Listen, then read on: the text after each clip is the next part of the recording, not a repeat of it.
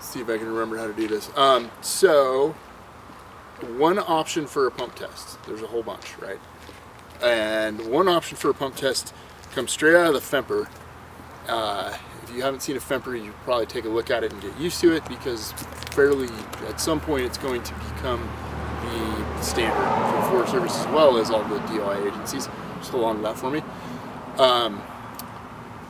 And I haven't read one in 2018, and I'm making this 2018, but in 2017 they had a pump test set up in there. Very simple, but still functional. So that pump test was discharge off of your closest to the pump discharge, or primary discharge on the truck. We're going to use number 3, a 3/8 tip. Okay, to do that I have 2 reducers and a 3/8 tip. Okay, that goes on here.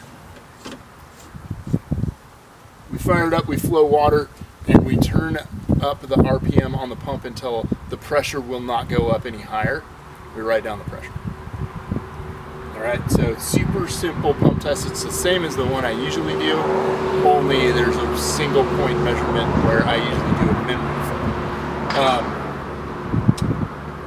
But we'll do that now. So we'll flow this, and when I get the pressure up as high as possible, I'll ask you to write down the pressure, please. And then we'll actually do the calculation and determine how much volume we were flowing at that. Everything else closed. Perfect.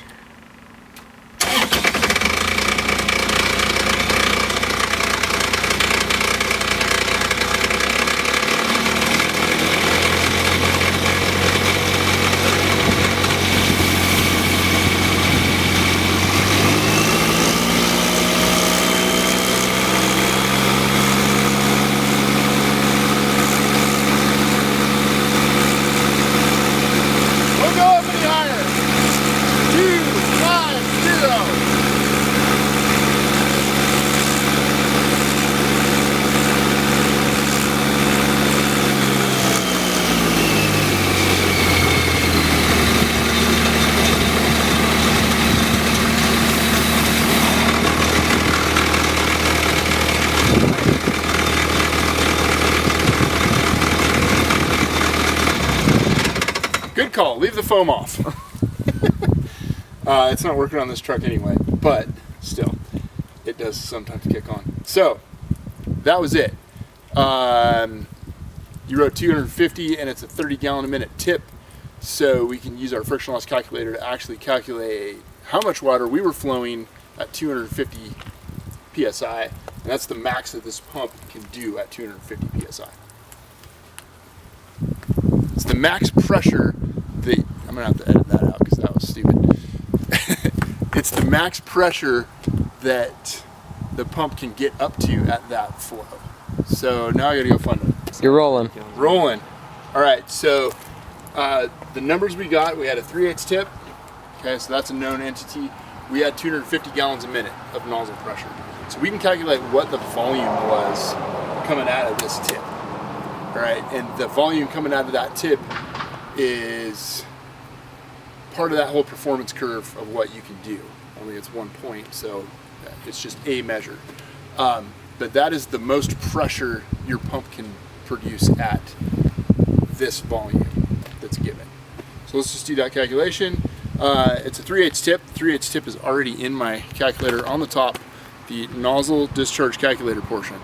So because it's a tip, it's already in there. I have 3/8. I set my pressure at whatever my reading was, which was 250, which happens to be right in the middle and kind of an estimate. You see that? A little. There you go. I have, in a 3/8 tip, 66 gallons per minute. So that was 66 gallons per minute at 250 psi. This pump can give me 66 gallons a minute and still do 250 psi. If my hose lay needs 250 psi, this engine is capable of still delivering 66 gallons a minute, which in our world is perfectly fine. That's plenty of capacity. Now, if you vary that pressure, you know, where the curve goes after that, we don't know because we only took 1 point. But at least it's a pump test. It is an option. And you can take that number and compare it to the next pump test the next year, and that'll give you something to compare to at least. If you drop in performance, all of a sudden it can't produce as much volume or as much pressure, you probably have an issue with your pump that needs rectified. Something needs fixed. That's a FEMPR test. The test identified in the FEMPR.